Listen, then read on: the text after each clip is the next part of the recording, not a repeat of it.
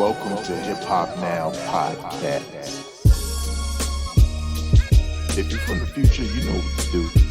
Get your ass out of here. Don't disrespect the legend. Hip hop is here to stay. Let's get right into the business. What up, y'all? I am your host, Vegas, and this is Hip Hop Now Podcast, a podcast designed specifically to keep you caught up on all things hip hop music and culture that happened throughout the week. Big shout out to the supporters past and present of this podcast when it was in audio form and now while it is in video form on YouTube. If you would like to learn more about my Patreon account, visit the link in the description, patreon.com/hiphop now. Real quick, this is not the typical episode. This is more of a bonus, more of a special episode. And it's a topic that I've done since my podcast, since my blog from back in the days, hiphoppolitic.com. If you know, you know, which still sort of exists through my Tumblr, which is no longer called Hip Hop Politic, but is now Hip Hop Now. And it really just an aggregator for all the things I post across the internet. So find it, check it out. You know, if not, follow me at Vegas World INC on all social media platforms. But back when I wrote about the state of streaming services originally on my blog, before then, it was like there weren't many people who were using streaming services. A lot of people were still buying physical media. There was a transition happening with physical media into streaming platforms, right? Spotify was big outside of the US, but it had finally came to the US. Jay-Z and the whole Tidal thing had just kind of popped off. Apple Music was new. And at that time, I saw it fit to say, well, I've been using some of these for a long time, and I know there's plenty of hip hop heads who listen to my show or read my blog that haven't. So let me make a show to show them what the options are, right? And throughout my time with this podcast, I've basically like looked at the state of streaming services, music streaming services, I should say, over time. And 2024 is no different, but it kind of is, right? We went from the beginning, like I just mentioned, but then we got to a point where there was like this divide amongst who liked what, right? There was a lot of people who, dealt with Apple Music because they have an iPhone and it's there, which was Apple's strategy. There were some of us, like myself, who preferred Spotify because the catalog was huge as far as the music goes, right? It was bigger than all of them. More users, more music, period. And then there were those who championed Tidal because they kind of looked at it as artist first, which it was. And each had their strengths for one reason or another. But now we live in a world where everybody has chosen what they like to use, right? Whether it's Tidal, Spotify, or Apple Music, which to me are still the top three. And I don't think it's as clear cut as it used to be. For those who don't know, I believe all three have some form of a free version that may come with ads, right? And less access as far as features and stuff like that. The user base is still Spotify at the top, Apple with a healthy user base, and then Tidal. All three offer some form of high quality listening, obviously for a premium price, right? Spotify has it, Apple has, the lossless audio, and Tidal has hi-fi also. I think Spotify and Tidal refer to it as the same thing, like hi-fi fidelity music. I have tried all three throughout the years, off and on with Tidal. Like every time I get a free, trial situation, I'll try to see what's changed, to see what's better. Is it better? I was hardcore with Spotify for years, mainly because again, they had a bigger catalog of music and artists, and they had hi-fi premium way ahead of time. But then I started, I switched my phone because I go back and forth. If you've seen this podcast, you didn't see me hold an Android flip phone, like not flip phone, but the flip, the one that bends. You know what I'm talking about. Uh, you didn't see me holding iPhones, and it wasn't really based off of the phone I had because when I had an iPhone for years, I was using Spotify. But then I decided, well, let me use Apple Music because I have a MacBook, I had an iPad, and I have an iPhone, and it just was convenient to use it, right? And I started to prefer it over Spotify. And so, like a year or two ago, maybe 4 years ago, I just like went heavy into the Apple Music side of things because it was doing enough for me to feel comfortable with it, right? I have iTunes on my MacBook. It was just more seamless, right? It wasn't this other app that you had to access these playlists and stuff like that. It was like your music library, your digital music library, along with the playlist you create, and then plus finding a app that was a go between that I took all of my Spotify playlists and was able to transfer them over to Apple Music. So it just became my one-stop shop. But as I indulged in the world of Apple, I started to notice there were features that I felt were a little bit better on Spotify, right? And then when I tried Tidal more recently, I was like, wow, I could actually hear the high fidelity a little bit more without headphones through Tidal than I can the other two. And like these phones now, I have an iPhone 13 Pro, right? Which isn't even the latest, but they have great speakers. And I'm not typically a person to just blast music on my phone, but I am the type who will turn that on because I'm going to take out the trash and I just want to hear some music, but I don't really want to go get headphones and all of that. So I'll just have it, right? Especially when the weather breaks and it's nice. You just kind of want to play it. And I thought it was nice. And also all three have like these generated playlists based off of your musical taste, what you listen to, right? So it could be like your daily mix. Um, and some of them are really good, right? Tidal has some really good algorithms for your music. It's pretty on point, and it sounds good. Same thing with Apple's, even though sometimes here and there they may miss. But Spotify has this DJ function that's like this AI DJ that's doing the same thing, but they're talking to you, right? And you kind of communicate with it to not only create your list because they've already kind of got your list based off of your listening habits, but you can kind of fine tune it by working with this AI DJ. And I think that's really dope. It's also really annoying sometimes. So I'm saying all this to say that just to give you an example of what my experience has been. Right now, I am still within the Apple Music ecosystem because it works for me. It just works for me. It works for me being within this ecosystem and have making everything comfortable, which is what Apple does, and kind of feeling like, can I go back to Spotify? I could, but I don't have a hardcore reason to do so. I just don't.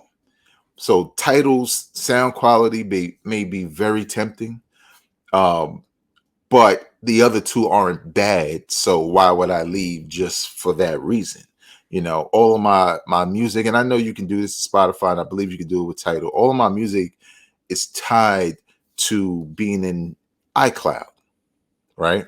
Now I have it everywhere else also, but it's specifically tied to being in iCloud. So when I open up Apple Music on my phone and I check and see what's out and stream and blah blah blah, but Also, I could just click my library and there's my entire library. I don't have to do anything else.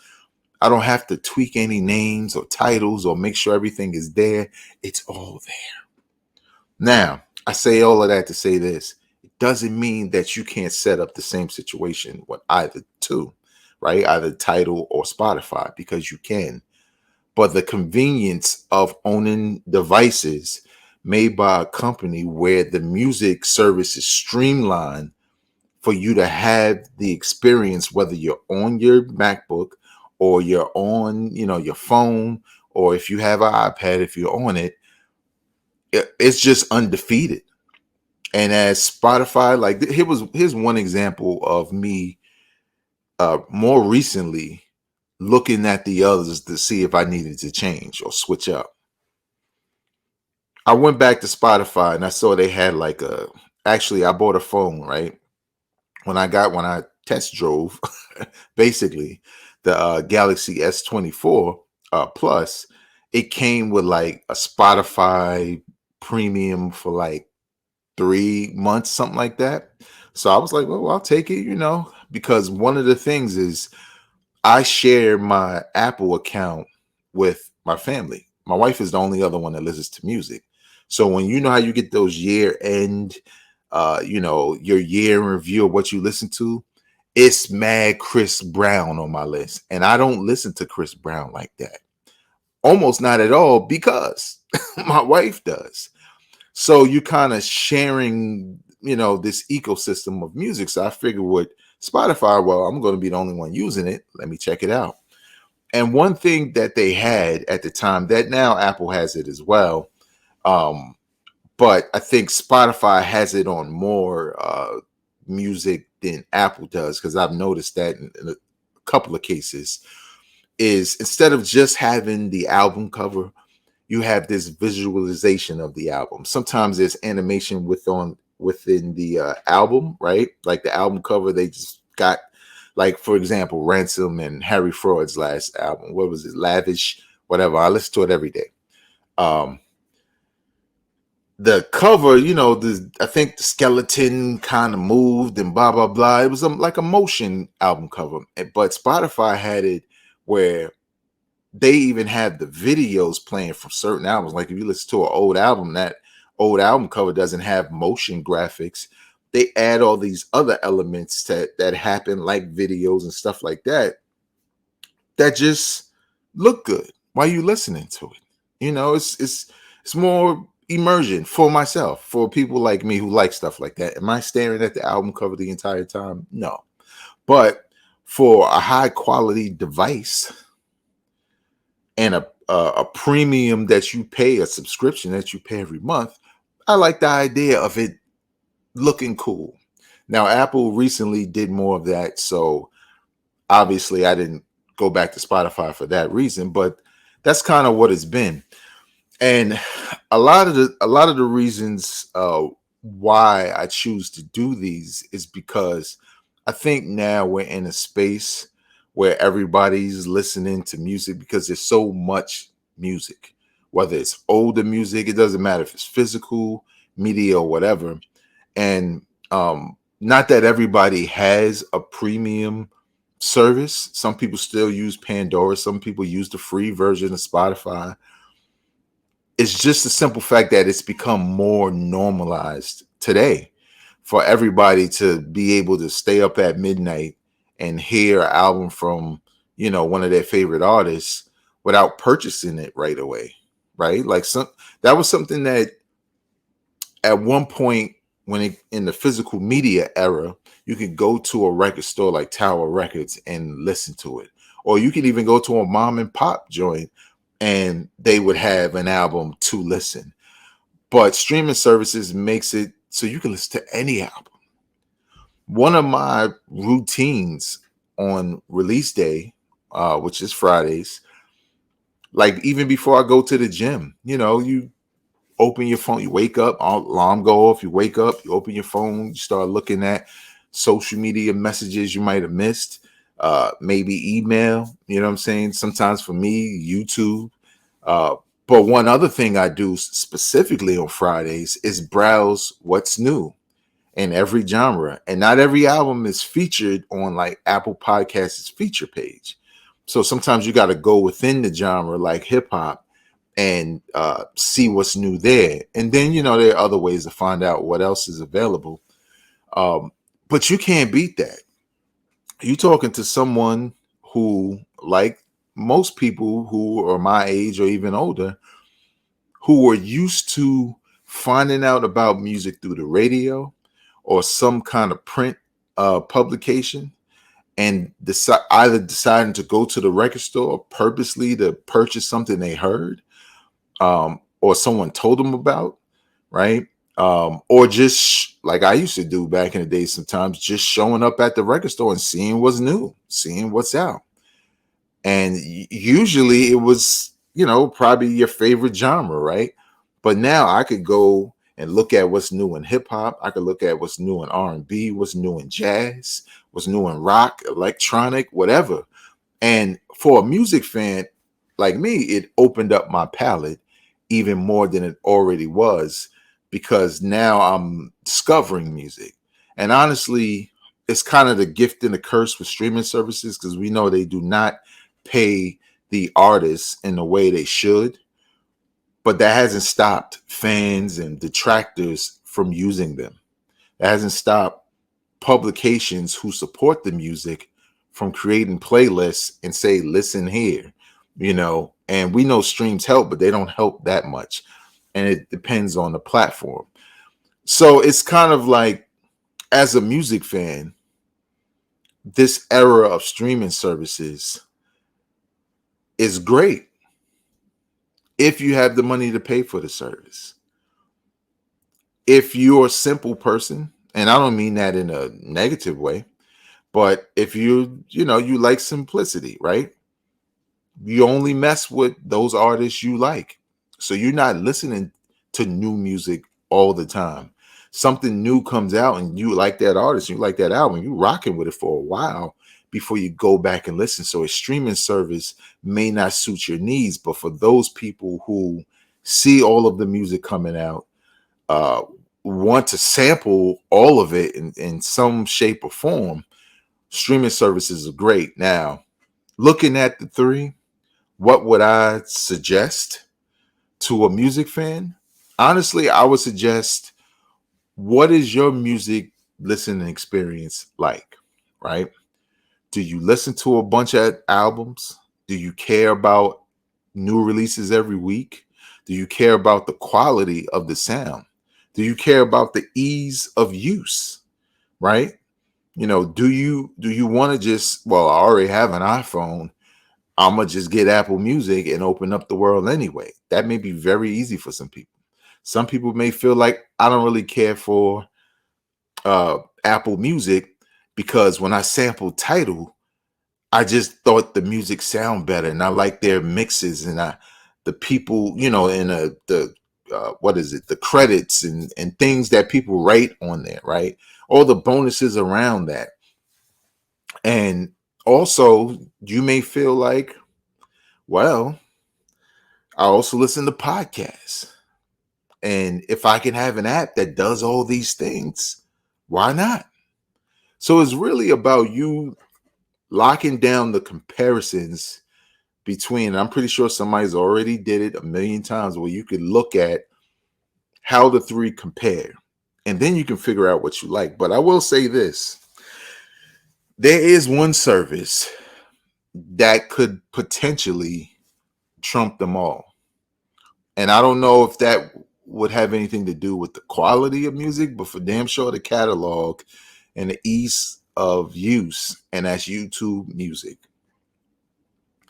A lot of people listen to music through the YouTube channel alone, but YouTube and YouTube Music and Premium, it's all like integrated, and they also have a function where your library can be, your personal music library, digital library, can be integrated seamlessly.